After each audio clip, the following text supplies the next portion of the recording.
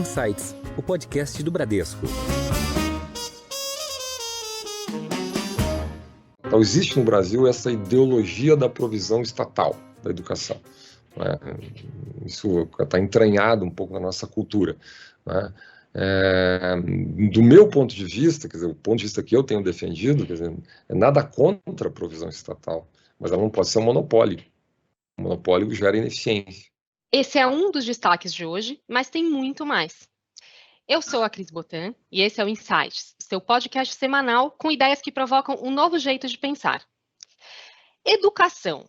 É um consenso no Brasil que investir mais em educação é a única saída sustentada para o crescimento econômico. Mas o que precisa ser feito para mudar esse cenário em curto, médio e longo prazos?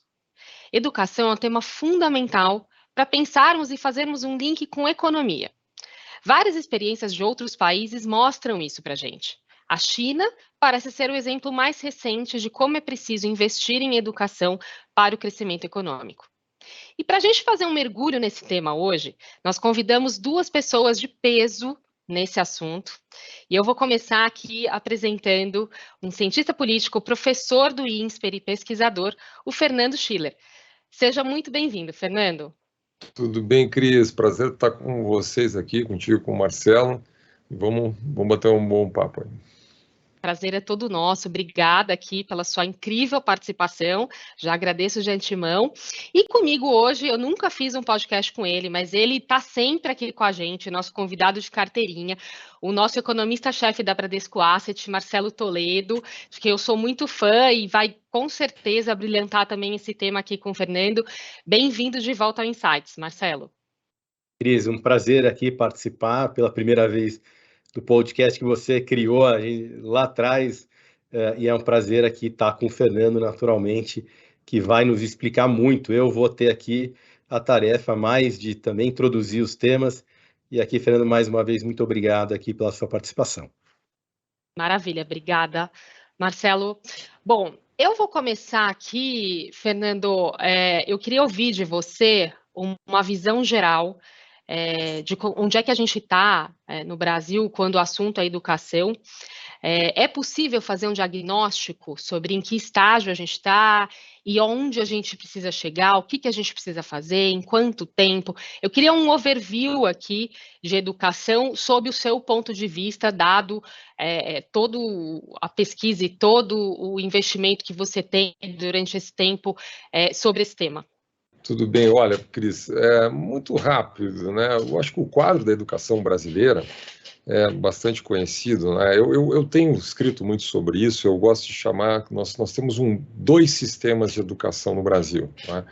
É como se a gente tivesse dois mundos da educação no Brasil. Um que é o mundo da chamada educação pública, que a gente chama pública, mas na verdade no Brasil é o modelo da educação estatal, que é basicamente, e aqui eu estou falando do ensino básico, que é o ensino fundamental e o ensino médio, ele abrange aproximadamente, vamos lá, estou arredondando um pouco aqui, 85%, 86% dos alunos brasileiros, né? Então, basicamente os estados fazem a provisão do ensino médio e os municípios do ensino fundamental, né? Com algumas áreas de intersecção aí, mas é basicamente isso, tá? Então, isso é o ensino estatal, ou seja, é um ensino provido diretamente pelos governos no Brasil, tá? Aí nós não estamos bem, realmente a gente não está bem, e tem outro sistema, que é o sistema privado, que é basicamente 15%, arredondando aqui, dos estudantes brasileiros, onde o Brasil está, vamos dizer assim, está num patamar médio global, também não é. Tem muita disparidade, tem escolas de elite, escolas de menor qualidade, mas, no geral, é um resultado bastante superior ao das redes públicas / estatais tradicionais. O que leva a uma definição que eu tenho utilizado muito, às vezes provocativamente, mas é meio para a gente chacoalhar um pouquinho esse debate, que é um sistema de apartheid, quer dizer, um sistema que muitas vezes chega a ser quase segregado, né, que produz resultados muito diferentes, né, e que vai afetar o problema clássico brasileiro, que é o problema da desigualdade, né, que é o problema da desigualdade, como os alunos chegam, com as chances que os alunos chegam no vestibular, no mercado de trabalho, e assim por diante. Né. Então, se a gente comparar, por exemplo, no PISA, o Brasil, na média, ele tem uma posição ruim, né, o Brasil está entre as 20 piores posições no PISA, são 79 países, o Brasil está muito perto ali da Argentina, não muito longe do Peru, quer dizer, numa posição, matemática, por exemplo, ocupa 70ª posição, mas o fato é que, se a gente for separar isso no PISA entre os alunos egressos da rede privada e os alunos egressos das redes públicas estatais, você vai ver dois Brasis. É quase como o Marcelo deve se lembrar bem, o conceito da Belinja, que depois se usou, se não me engano, era do professor Edmar Baixa, da Belinja. Tem a Bélgica e tem a Índia. Agora a Índia cresceu, não dá mais para usar muito esse conceito, mas o que acontece é isso, que seja, os alunos da rede privada brasileira, no PISA, eles estão muito perto da média americana. Né? Os alunos da rede pública, eles estão mais abaixo ainda do que a média geral do país. Então, ocupam as últimas posições. Essa é a situação do país. Obviamente tem uma variação dentro do país. Né? Alguns estados performam um pouco melhor do que outros. Não é? A gente tem, isso varia ao longo do tempo, vai variando um pouco.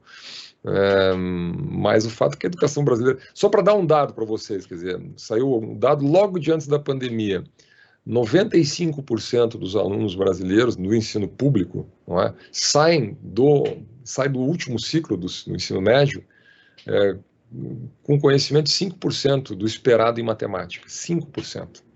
Então você faz lá uma régua, faz lá qual é o montante, quer dizer, qual é a base de conhecimento esperado ao final do ciclo médio, significa ao final do ensino básico brasileiro, público, não é? 95% de déficit. Então, é uma situação bastante complicada. O último dado que saiu agora, da PNAD contínua de educação, do IBGE, acho que faz questão de 10 dias atrás, mostrou um outro dado preocupante também, quer dizer, você tem uma enorme evasão do ensino médio, quer dizer, o Brasil consegue universalizar. Eu não estou aqui, nesse ponto eu não estou falando em qualidade, universalizar o ensino fundamental, mas quando chega no ensino médio você tem uma forte evasão, perde 10 milhões de estudantes se perdem, não é? Por N razões, especialmente a pressão do mercado de trabalho, desinteresse pela escola, a falta de perspectivas, muitas vezes a falta de conexão da escola com a realidade do aluno, enfim, uma defasagem geral, assim, seja didática, ou seja, do próprio funcionamento da escola. Né? Então, não é um quadro bom. Não, vamos lá, eu estou longe aqui de colocar, assim, dar uma terra arrasada. Eu acho que houve um gradual crescimento em termos de IDEB no Brasil nos últimos anos. Né? Em 2019, nós tivemos os melhores médios.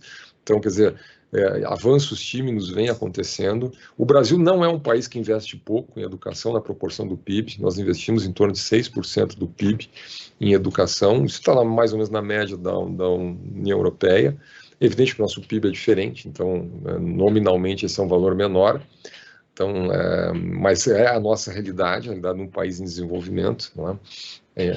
Enfim, é um quadro muito preocupante, né? E eu acho que vale a pena a gente pensar em alternativas aqui. Ô, Fernando, eu até queria aproveitar, você falou os dados aí do Brasil. Você tem um benchmark de dados muito diferentes quando a gente fala de evasão, quando a gente fala do nível de aprendizado no final do período? Você tem uma comparação para a gente entender o quanto isso é preocupante, obviamente, além dos números, né? Olha, eu diria assim, vamos lá, alguns dados complementares, mas basicamente são esses, né? Quer dizer, o Brasil tem hoje 53% da população como um todo, não é, com ensino médio, né? Nessa última PNAD é a primeira vez que isso passa de 50%. Então, o Brasil vem avançando lentamente nas novas gerações em termos de nível de escolarização, né? Há um crescimento, houve uma redução de 0,5% de um ano para o outro da taxa de analfabetismo, isso obviamente nas novas gerações o país vai recuperando o terreno perdido, não é? O país melhor posicionado na América Latina, no PISA, só para ter uma ideia, assim, benchmarking da região, é o Chile. Né? O Brasil está numa região ali perto da Argentina, do Peru, então é um degrau abaixo do Uruguai, abaixo de outros países que têm uma performance melhor. Né? Enfim, com grandes disparidades regionais. Né? No ensino médio, a evasão maior entre alunos homens, né? Por quê? Porque a pressão do mercado de trabalho é maior. Né? Tanto é que nós temos mais alunas mulheres no ensino superior no país. Né?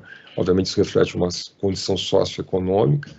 Obviamente isso é muito maior. Para ter uma ideia, os dados de analfabetismo, acho que eles dão uma referência da disparidade regional no Brasil. Se você comparar, por exemplo, Sudeste com o Nordeste, a taxa de analfabetismo no Nordeste é 4 vezes maior do que no Sudeste. Então tem disparidades regionais muito grandes no Brasil, né? Mas mesmo estados que têm uma condição econômica robusta, como é o caso de São Paulo, por exemplo, o desempenho no IDEB não sai muito da média. Quer dizer, então, né, e você tem casos, por exemplo, na minha cidade natal, Porto Alegre, por exemplo, no ensino fundamental, onde você tem um resultado de IDEB muito frágil, muito fraco, mesmo sendo redes que pagam bem, tem padrão de professores com pós-graduação, com mestrado, mesmo com doutorado, bastante robusto, não é? Mostrando que muitas vezes não é a qualificação acadêmica que vai resolver o problema estrutural de incentivos, né, de gestão do sistema como um todo, que leva a esses resultados. Fernando, eu ia fazer uma observação aqui, aproveitando essa introdução, né, que a gente tem cerca de 60 milhões de jovens aí que vão até mais ou menos 21 anos, se eu não estou enganado. Então, a gente está falando aqui entre 25% a 30% da população, né, do Brasil. Então, são pessoas, a gente está falando de um sistema, né, ou de uma fase da vida que dura praticamente 18 anos, né, 20 anos, 1/4 da vida das pessoas, e que abrange, então, esse número da população muito grande. Então, a importância do tema, e claro, como a Cris colocou aqui no começo, é impossível pensar em desenvolvimento econômico sem pensar nesse avanço educacional do Brasil. E aí, você já nos trouxe aqui uma comparação, principalmente internacional, mas também você mencionou a evolução do Brasil.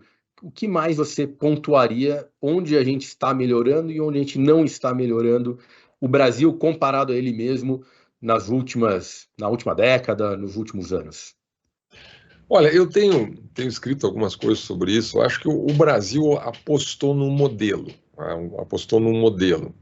A Constituição de 88, eu acho que é interessante para a novidade que a gente pode talvez contribuir aqui, até contribuir porque a Cris falou no início, seja trazer ideias inovadoras ou alguma discussão mais atual sobre esse tema, né? O Brasil apostou lá na Constituição de 88 no modelo misto de educação, né? Está lá no artigo 213 da Constituição. Quer dizer, basicamente o que a Constituição desenhou era um modelo, poderia ser público, estatal, ou o modelo poderia ser contratualizado com o setor privado, no caso, sem fins lucrativos. A Constituição fala escolas confessionais, filantrópicas e comunitárias, né, que basicamente é todo o setor non-profit, privado, mas non-profit. Tá? Onde há, de fato, excelentes escolas no Brasil. As grandes escolas brasileiras de ensino médio, especialmente, mas também ensino fundamental, elas são escolas confessionais, de excelente qualidade, muitas, escolas filantrópicas, né? E algumas escolas que são ligadas a redes, por exemplo, como o caso do Sistema S, por exemplo, escolas do Senac, escolas do Senai, etc., né? Só que, com o passar do tempo, logo depois da Constituição, é como se esta lógica desenhada na Constituição tivesse sido esquecida, não é? E nós praticamente centralizamos toda a educação brasileira no Estado, não é? E nós fizemos uma aposta, o Brasil fez uma aposta nos últimos 30 anos, que era o Estado provedor de educação básica, não é? Para os 85%. Então, se criou no Brasil uma lógica curiosa, quer dizer, a lógica é basicamente o seguinte: a Constituição de 88, ela enrijeceu as regras do setor público, né? Enrijeceu as regras do setor público, nós universalizamos, ampliamos o acesso ao serviço público, enrijecendo todas as regras de gestão. Nós criamos a lei das licitações, né, a antiga, famosa Lei 866, agora foi revisada, mas na verdade continua a lei das licitações. Nós criamos o regime jurídico único dos servidores, enrijecemos a estabilidade no emprego. Então, nós temos um sistema que não é meritocrático, que não dá nenhuma flexibilidade de gestão de pessoal, não é? Nós tiramos basicamente a autonomia das escolas. As escolas passaram a ser... Imagina você dirigir uma rede, como são as grandes redes de Minas Gerais, São Paulo, que são 3, 4, 5 mil escolas, uma gestão inteiramente centralizada, né?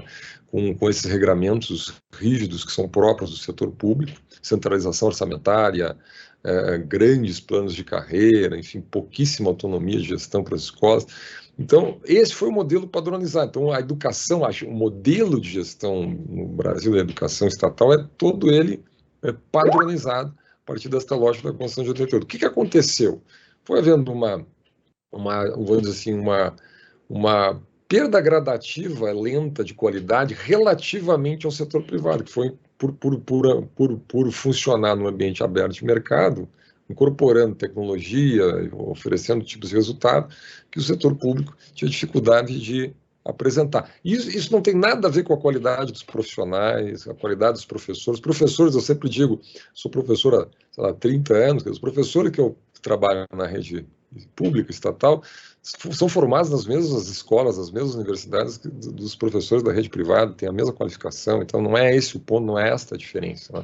O problema é a modelagem, são os incentivos de cada um dos sistemas. O que aconteceu? A classe média, né, para cima, né, todo mundo que tem maior renda no Brasil foi para o setor privado. Né, e o Estado ficou com os mais pobres. Né? O que, na minha visão, cria esta realidade perversa no Brasil, cria esse dualismo perverso. Né? O Estado passa, nesse sentido, a oferecer uma educação de menor qualidade, demonstrado em todos os testes, todos os exames que se faz, né? Enquanto o setor privado corre na frente. Né?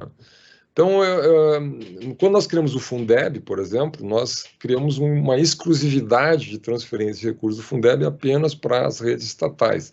Em 2020, nós introduzimos o Fundeb na Constituição, tornamos o fundo permanente, criamos uma cláusula, inclusive, no Fundeb, de 70% dos recursos do fundo apenas para funcionários públicos, para os servidores públicos, e a totalidade do fundo exclusiva para as escolas de provisão estatal. Então, se uma prefeitura das 5.500 cidades brasileiras, ou algum estado dos 27 estados do Brasil, quiser fazer uma parceria com o setor privado, na lógica que a Constituição autorizou, né, escolas confessionais, comunitárias, etc., não pode fazer com recursos do Fundeb, porque está vetado no regramento do fundo. Né? E, obrigatoriamente, ele precisa gastar, mesmo que, vamos supor que o município gastasse só 60%, ou 55%, ou 65% com funcionários públicos, ele é obrigado a gastar 70%. Nós forçamos o investimento. Né? No final do ano passado, no ano retrasado ainda, se a gente olhar, pesquisar, nós vamos acompanhar os abonos do Fundeb, que são recursos que são colocados no final do ano só para os professores, simplesmente para cumprir a cota lá dos 70%. Eu estou desenhando esse quadro para dizer o seguinte: nós apostamos nesse modelo. Né? Nós apostamos nesse modelo. Quer dizer, a pergunta que poderia ser feita, Marcelo, esse modelo pode apresentar resultados um pouco melhores, um pouco piores? É evidente que pode. Você tem experiências um pouco mais bem-sucedidas, experiências um pouco menos bem-sucedidas. O Ceará, por exemplo, é um estado que tem uma experiência um pouco melhor, mais bem-sucedida. É? Outros estados, o Paraná, teve resultados mais consistentes nos últimos anos, o estado do Espírito Santo teve alguns bons resultados, porque mesmo no sistema ultracentralizado rígido, você pode, ao longo do tempo, produzir algumas melhorias. Né? Eu estou longe de dizer aqui que o setor público necessariamente fará uma má provisão. Eu estou dizendo que é muito difícil que isso aconteça, porque se a gente fizer uma pintura mais ampla, um quadro mais amplo, nos últimos, 20, 25 anos, é esta a conclusão que o país foi chegando sobre a provisão estatal de serviços públicos. A minha tese, que eu queria um pouco colocar, um pouco respondendo aqui, é que a educação não avançou nessa direção. Nós, por N razões, natureza corporativa, algumas, por N razões, pela dificuldade que é própria do setor, pelo tamanho, talvez pela escala do setor, pelo debate brasileiro como um todo, a educação talvez tenha sido a única área de provisão de serviços públicos que praticamente não avançou em novos modelos. Né? Os modelos da chamada nova gestão pública. Né? Os modelos que surgiram com muita força nos anos 80 para os anos 90, com a crise do Estado, enfim, todo um processo. O Brasil fez a reforma do Estado, ou desenhou um projeto de reforma do Estado lá nos anos 90, na época eu me lembro a gestão do ministro Bresser Pereira no MARI, Ministério da Reforma do Estado, se desenhou ali, que saiu a lei das organizações sociais. Se a gente vai, por exemplo, de noite, em algum momento, aí, assistir um concerto da USESP, aqui em São Paulo, ela é uma organização social, ou seja, É uma fundação privada que faz a gestão de uma orquestra, que é altamente complexa, totalmente privada, um contrato de gestão com o Estado. Então, na cultura, a gente avançou. Mesmo na área prisional, há um crescente convencimento de que o Estado, via PPPs, pode ter um desempenho melhor. Apenas na área da educação não se obteve avanços nesta direção. E há muitas alternativas. Eu acho que esta é a mensagem, digamos assim, pragmática para o nosso gestor, ou para quem pensa em educação. O que eu estou dizendo aqui, para deixar bem claro, é o seguinte: nada contra que eventualmente o governo faça a gestão direta, a provisão direta de serviços, mas isso não pode ser uma obsessão, uma exclusividade, um monopólio. Porque se a gente parte da ideia que está um pouco na nossa cabeça de que a única maneira de fazer a provisão da educação pública é a gestão direta do Estado, aí nós temos um problema. É preciso ter um olhar mais amplo sobre, sem excluir nenhum modelo, sim, mas testar modelos, avaliar resultados. Bom, Fernando, ouvindo você falar aqui, pegando até o gancho, né, de tudo que você comentou, que aliás foi uma aula aqui, me vem muito à cabeça a questão da tendência, né, do modelo escolar, do modelo de ensino. E aí você abrangeu muito a questão do modelo estatal e o modelo privado, né? Você deu vários exemplos aqui, inclusive de outras áreas onde isso tem funcionado numa evolução muito positiva. E aí me vem aqui, né? O que é uma tendência, então, para você, de modelo? O que pode vir pela frente, né? O que pode ser uma novidade ou uma coisa em que a gente poderia apostar e que pode dar certo? Olha, é uma tendência que vem, como eu disse, desde a reforma do Estado, que foi global, na verdade, global, né? O chamado contracting now, da nova gestão pública, né? E vamos lá, no Brasil, vamos pegar em termos bem práticos no Brasil. Nós estamos assistindo uma conversão dos aeroportos brasileiros para o setor privado, concessões de aeroportos. Há um quase consenso no país que, desde que os contratos sejam bem feitos, né? Que isso é sempre a base de tudo, a gestão privada dos aeroportos ela é melhor que a gestão estatal. Não porque as pessoas sejam melhores ou porque o setor privado é mágico, não, por causa do alinhamento de incentivos, só por isso. Não é um alinhamento de incentivos. Se a gente pegar em quase todas as áreas, é esta regra. Compara estradas concedidas, estradas pedagiadas, estradas gerenciadas pelo setor privado e as estradas mantidas pelo setor público tradicional. Você vai comparar tudo isso. Você pega aqui em São Paulo, por exemplo, que tem as melhores experiências, mais robustas de organizações sociais, que são na área de cultura, Museu da Língua Portuguesa, a Pinacoteca do Estado, já citei aqui o ZES. Enfim, isso é generalizado. Isso é generalizado. De novo, não há milagre nenhum nisso, não há nenhuma mágica nisso, não há nenhum fetiche com o setor privado. Não é? Simplesmente é um problema de especialização. O mercado, porque tem uma tendência de especialização. O Marcelo, que é o nosso economista, sabe muito melhor que nós. A produtividade você ganha com a especialização, com a divisão do trabalho, então você vai especializando. O Estado é isso. Quer dizer, ele vai, nos últimos, 40 anos, ele foi especializando nas tarefas de regulação. Eu até não posso deixar de mencionar, Fernando, aproveitando aqui a sua deixa, da Fundação Bradesco, né? Que ela tem exatamente esse papel hoje, né? Uma entidade sem fins lucrativos e que busca essa parceria do setor privado para fazer o desenvolvimento de educação aqui no país, né? Que é nessa linha que você está comentando. A Fundação Bradesco é um excelente exemplo, não é? O único ponto que eu estou colocando é que a Fundação Bradesco ela oferece um serviço que é público, porém não estatal. Ela atende uma camada populacional de menor renda, ela oferece uma educação privada sem as amarras burocráticas do Estado, porque é da natureza dela, como instituição privada, transfere possivelmente boa parte, talvez até da tecnologia de gestão da própria organização Bradesco lá para o terreno da educação. Então enfim, é um pouco essa lógica. E aí eu diria assim, quais são as tendências? Eu acho que esta é uma tendência de longo prazo. É uma tendência que já está acontecendo, né, no mundo inteiro. Isso não significa que digamos assim, que a provisão estatal está eliminada do jogo. Não está eliminada do jogo. Muitas regiões talvez seja uma boa opção. Uma questão que uma vez eu ouvi um grande especialista, eu acredito, eu não vou mencionar o nome aqui, porque talvez eu cometa um equívoco, mas ele é um grande especialista em estudar temas de educação e sociais, e ele fazia a seguinte pergunta, quer dizer, por que há uma diferença tão grande no padrão das escolas nacionalmente. Quer dizer, então ele dizia o seguinte, olha, a gente tem, quer dizer, dá o exemplo aqui, né, redes bancárias ou supermercados ou lojas de farmácia que operam nacionalmente que seguem um padrão. Quer dizer, o que você está dizendo é, olha, cada município, cada estado tem o seu padrão, não há um grande padrão nacional. Quer dizer, há alguma possibilidade de avançar nesse sentido, de criar um padrão mais comum e uma estabilidade maior? Ou, enfim, isso também não seria uma grande tendência de melhora, uma grande política que poderia, enfim, representar algum avanço? Olha, um dos grandes valores da educação, vou provocar um pouquinho, ser rápido aqui, assim, um dos grandes valores da educação, me parece que é a diversidade, tá? Diversidade. Imagina, quem está no setor privado, imagina os pais que estão nos assistindo aí, que têm filhos em idade para ir na escola, né? Os pais gastam muito tempo, e com razão, escolhendo a escola dos filhos, né? Eu quero uma educação mais tradicional, eu quero uma educação por projetos, eu quero uma educação que focalize mais eu quero um colégio com um pátio grande, onde eles possam fazer esportes, eu quero uma escola bilíngue, eu quero um programa internacional, ou eu quero um programa Waldorf, ou eu quero um programa... Enfim, tem um leque... É difícil isso, hein, Fernando? Vou dizer aqui de carteirinha que essa decisão é difícil mesmo. E a gente sempre, quando toma uma adesão no final, fica ainda com a cabeça quente, será que eu fiz a melhor escolha? Aquilo, né? Porque é a responsabilidade dos pais, é a grande herança que a gente vai deixar.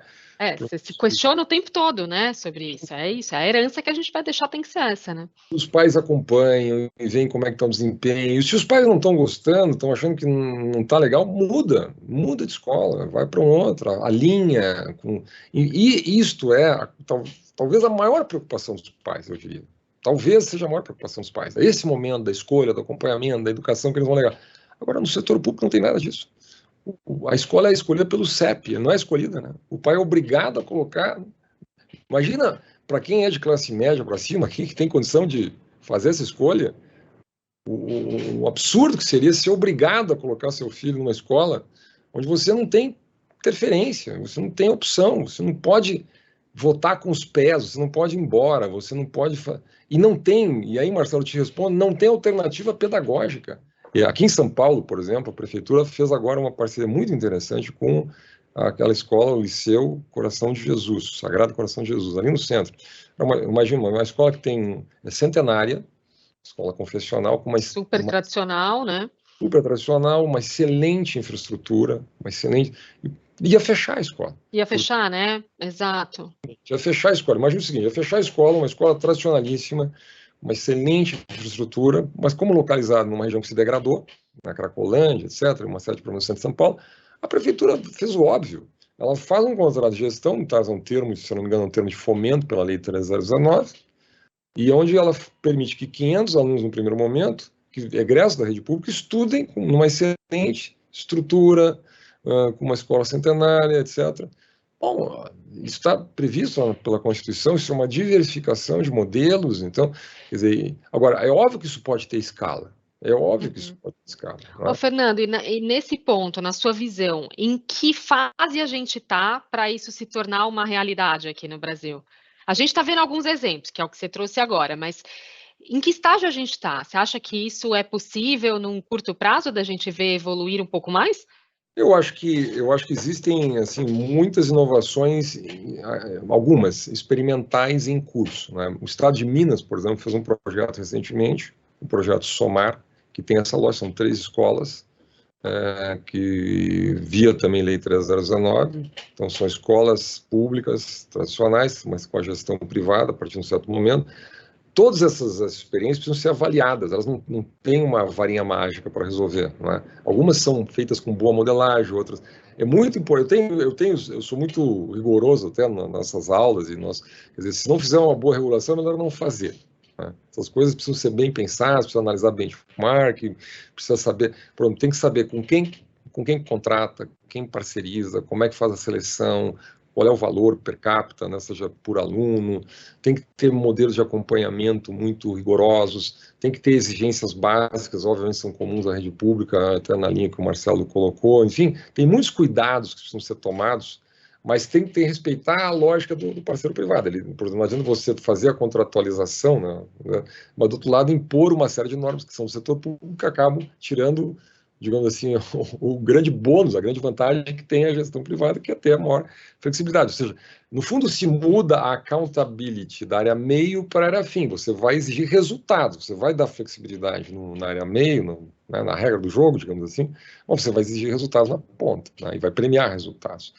Eu diria assim, acho que existe um olhar muito interessado por parte dos gestores, eu acompanho muito prefeitos, governadores, mas o grande desafio brasileiro, eu diria, são, digamos assim, os regramentos federais, digamos assim, a rigidez federal. Por exemplo, o fato do Fundeb não poder ser utilizado para parceria do setor privado é uma pura arbitrariedade, foi uma decisão tomada de natureza corporativa no Congresso, por pressão de lobby de sindicatos e organizações que defendem o monopólio da educação estatal, da provisão estatal. Existe no Brasil essa ideologia da provisão estatal da educação, né?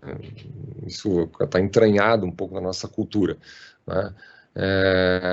Do meu ponto de vista, quer dizer, o ponto de vista que eu tenho defendido, quer dizer, é nada contra a provisão estatal, mas ela não pode ser um monopólio. O monopólio gera ineficiência. Então você tem, vamos lá, alternativa das PPPs, alternativa das contratualizações via organizações sociais, via Lei 3019. Você tem a alternativa dos sistemas sociais autônomos, como o Sistema S. Por exemplo, se você tem uma rede que é o Senai e o Senac, na área industrial e na área comércio, bens e serviços, que é eficiente, é reconhecidamente eficiente, as redes do Senai e do Senac. Por que essas redes, por que elas são eficientes, na verdade? Porque a gestão lá na ponta tem financiamento público, tem a contribuição, né, empresarial para o Sistema S, mas a gestão na ponta é privada. Ela é bastante centralizada, ela tem alguns aspectos de provisão pública, mas ela é um modelo híbrido brasileiro, mas na ponta a gestão é privada, né? Então ela é focalizada, tem todos os regramentos privados lá. Ou é o caso, como é o caso da Fundação Bradesco, que tem características muito parecidas, né? Tem a provisão pública, né, no sentido do serviço público, mas a gestão é privada. Então, você tem N alternativas. Eu faço uma pergunta simples, às vezes, por que nenhuma secretaria de educação no Brasil, nenhuma, não conheço todas, evidentemente, mas não é o padrão, faz termos de cooperação com o próprio sistema Senai e Senac, por exemplo, né? Eu perguntei muitas vezes isso para gestores, inclusive do Sistema S, né? Olha, nem eles estão muito interessados e são dois mundos que parece que não se conversam no Brasil. É curioso isso, né? E eu vou aqui provocar, vocês me autorizarem, eu vou dar mais uma provocada aqui. Às vezes eu acho que a elite brasileira também não tem muito interesse nisso, né? Porque são zonas de exclusão, na verdade, que nós temos no Brasil. O ensino privado brasileiro é um ensino que, no fundo, atende a uma elite. Esses 15%, 10%, 15%, né? E talvez não se queira quer dizer, abrir isso, porque são zonas de exclusão. Isso é um tema delicado da sociedade brasileira. Parece que nós vivemos uma espécie de status quo, não é? Parece que nós todos estamos tranquilos com essa situação, né? Onde os mais pobres ficam de um lado, e cá entre nós, de maioria negra, né? Então há também, nesse ponto, uma certa exclusão de natureza racial, né? E os setores, famílias, etc., de maior renda do outro lado. E isto, na minha visão, não é um projeto de país, não é um projeto civilizacional, apostar nesse dualismo, né? Então, eu acho que o país deveria apostar nessas novas tendências. Elas estão aí, elas estão sendo testadas, não é? Mas é preciso que as pessoas estudem isso, conheçam isso. Eu até agradeço um pouco a live aqui para a gente poder falar sobre esse assunto. Fernando, para a gente talvez encerrar esse capítulo sobre esse grande tema sobre modelos, né? A gente tem no setor educacional modelos híbridos, né? Eu não sou especialista no assunto, de longe, né? Não sou especialista no assunto, mas um modelo híbrido em creches, né? E pré-escola, que foi um pouco por falta de vagas, etc. Se não estou enganado, uma boa parte hoje dos alunos, dos matriculados, né? Nessa primeira etapa e antes do ensino básico, né? Tem escolas privadas provendo o serviço de forma contratadas pelo serviço público, pelo setor público de alguma forma, e a gente tem no ensino superior também né, com ProUni, FIES, também uma, né, eu chamaria de uma parceria público-privada. Como é que você avalia que a gente está nos extremos, talvez com modelos um pouco diferentes? E já há alguns anos, como é que você faz o balanço disso? O que deu certo, o que deu errado? Excelente pergunta, e a resposta é sim, é uma excelente referência. O ProUni é um modelo revolucionário no Brasil. Quer dizer, por quê? Porque ele é um modelo que tem um custo muito baixo para o Estado brasileiro. Né? Ele deve ser um custo aí, olha, fazendo uma conta, 3 mil e alguma coisa per capita. Né? Se você pegar o custo de um aluno numa estrutura federal, tradicional, ensino superior, vai acima de 20 mil. Né? Então, tem uma disparidade enorme. Não estou comparando aqui qualidade na média, mas eu estou dizendo que há uma disparidade de custo brutal. Tem vários estudos acadêmicos mostrando que o resultado medido pelas notas do ENAD, dos bolsistas integrais no ProUni, ela é relativamente maior na margem do que na média dos alunos egressos das universidades públicas. Né?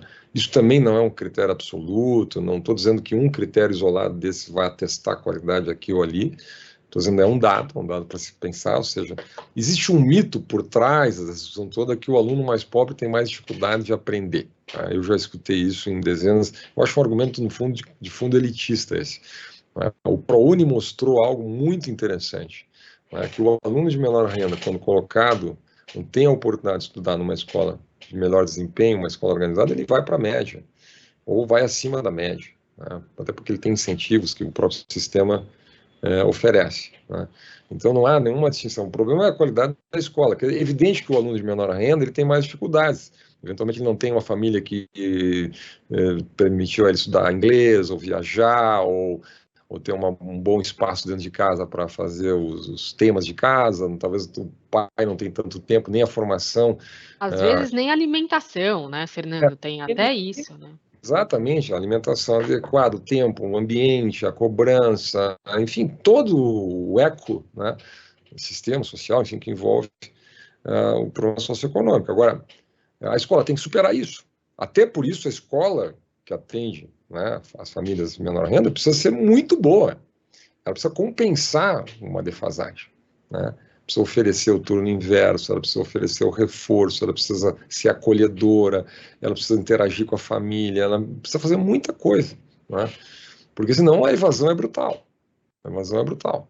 Né? Então, assim, eu não desconsidero e mais, o que eu disse assim, o fator que a gente controla é institucional, é a qualidade da educação.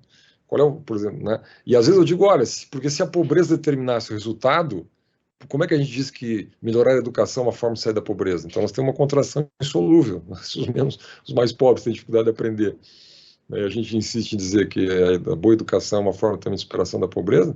Então tem uma contradição aí. É óbvio que a escola pública ela tem uma enorme responsabilidade, até porque ela lida com uma situação social muito adversa.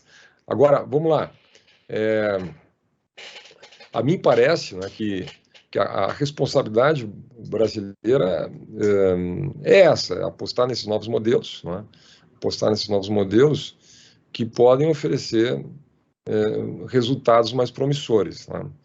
Bom, Fernando, ouvindo você com todos esses modelos, essas iniciativas, né, modelo de incentivo, especialização, enfim, você falou sobre diversas coisas, e quando a gente fala de educação, tem vários outros temas, daria até para a gente te convidar para voltar aqui, porque tem ainda investimento em professor, né? Tem tecnologia, tem modelos que podem ser online ou presenciais, tem como é que ficou isso depois da pandemia, tem muito assunto aqui para a gente falar ainda, que a gente pode pegar esse gancho, mas eu vou indo aqui para o final e eu queria que você trouxesse para a gente um panorama de perspectiva, né? Como é que você vê a perspectiva de tudo isso que a gente está falando do tema de educação, em cima de todas essas vertentes aqui. E o que é que você tem para falar para a gente de perspectiva de futuro? Olha, eu acho que o Brasil vai passar nos próximos anos, já vem passando, de certa maneira, o que eu chamo de movimento grassroots pela reforma. Não é? Os prefeitos, a reforma não vai vir do topo da pirâmide, ela vai vir da base da gestão pública. Né? Os prefeitos lá na ponta, eles sabem, eles percebem que o modelo estatal tradicional está estagnado. Né? o prefeito, olha, eu converso com dezenas, centenas de prefeitos todos os anos, em palestras, em visitas, enfim, né? E eu pergunto para eles assim, vocês controlam, vocês têm um controle em termos de accountability, não é controle político, não é nada disso, mas vocês têm um controle, vamos dizer assim, técnico, de mensuração de resultados, não é? De intervenção na realidade das escolas, etc. A resposta é não, porque o modelo é rígido, né? Não tem controle de pessoal, não tem meritocracia, não premia bom resultado e pune mau resultado, né? Se uma escola é ruim, não pode trocar, não pode fechar, não tem concorrência. Como é que faz? Toda a modelagem é rígida, lei das licitações, etc., regime jurídico único e tal. Então, é acreditar demais que vai funcionar, né, esse modelo, né? Às vezes, ele pode funcionar um pouco melhor, um pouco pior. É evidente que pode. E para muitas regiões, pode ser que seja uma alternativa, eu não tenho nenhuma metafísica aqui. Mas a minha impressão é que o que eu tenho ouvido de prefeituras de maior porte é os modelos, por exemplo, de PPPs na área de gestão operacional, de manutenção predial, de manutenção técnica, de laboratórios, etc. Esses modelos estão se consolidando, né? Para as prefeituras menores, você pode operar em consórcios intermunicipais. O Brasil tem já uma tradição muito robusta de consórcios intermunicipais, porque você pode não ter escala para fazer uma PPP numa cidade, sei lá, de 20 mil habitantes, 15 mil habitantes, 25, ou você tem se você tiver uma região com 10, 15, 20 municípios, né? Então, e muitas vezes as características de uma região são muito parecidas. Você tem uma realidade que é regional e não só municipal. Até porque tem muito município no Brasil, né? Então, quer dizer, esta é uma tendência, quer dizer, muito forte. Então, daria para dizer que você vê com algum grau, digamos, de maior otimismo a evolução da qualidade da educação nos próximos anos e isso contribuindo para o crescimento econômico, que foi um pouco do início ali da nossa conversa? Eu acho que sim, eu acho que o Brasil vem fazendo o que eu chamo de revolução silenciosa. O Brasil desenvolveu modelos novos de gestão, então nós vamos ter parques nacionais de primeira linha, aeroportos de primeira linha, infraestrutura melhorando em várias áreas, né? Na área de saúde, hospitais importantes, exatamente com esses novos modelos. Eu acho que a educação gradativamente vai se abrindo, digamos, para essa discussão toda, né? E por isso eu até agradeço a gente poder bater esse papo aqui sobre esse tema, né? A gente é que agradece você, Fernando. A gente está indo para a parte final aqui da nossa conversa. E aí, para encerrar, a gente tem a tradição de pedir aos nossos convidados sugestões culturais. Pode ser um livro, pode ser uma peça, pode ser... Você comentou aí do Teatro Municipal de São Paulo, enfim. Você com certeza tem uma dica muito boa para dar para a gente aqui cultural, Fernando. Puxa, teria vários, né? Bom, primeiro eu já dei aqui a sugestão para quem é de São Paulo, ao ZESP, né? Que eu acho que todo mundo deveria ir lá. Tem a Sala São Paulo já é um espetáculo, a orquestra é um espetáculo. Eu não deixaria de, aqui em São Paulo, visitar a Pinacoteca do Estado, que é uma obra extraordinária, e Paulo Mendes da Rocha e a recuperação toda que foi feita do acervo extraordinário, que são modelos de gestão também. Então, tem a dupla vantagem, você vai ver o conteúdo cultural e também o modelo de gestão, eu digo sempre, né? Mas livro, deixa eu dar uma sugestão de livro aqui, já que a gente está falando de educação, para quem gosta de gestão e tal. Tem um livro do David Osborne. David Osborne foi o advisor da campanha do Al Gore nos Estados Unidos, e ele é um dos grandes, talvez os maiores especialistas em gestão pública do mundo, né? E ele escreveu aquele Reinventing Government nos anos 90, que virou uma bíblia da nova gestão pública, com modelos inovadores e tal. E mais recentemente ele lançou um livro chamado Reinventing American Schools. American Schools, quer dizer, reinventando a educação americana, as escolas americanas. Esse é um livro facílimo de comprar aí nas Amazon da vida, qualquer livraria digital, e ele dá um panorama extremamente didático dessas inovações em educação. Então fica aqui a minha dica. Poderia dar várias, é um perigo pedir dica aqui de livros. Para um professor, né? Um perigo pedir dica de livro para o professor, né, Fernando? Exatamente. Mas muito boa essa dica aí, anotadíssima, muito boa. E ninguém tinha dado, isso é super inovador aqui no Insights, a sua dica, muito bom. Toledo, e a sua de hoje, hein? Quero ouvir.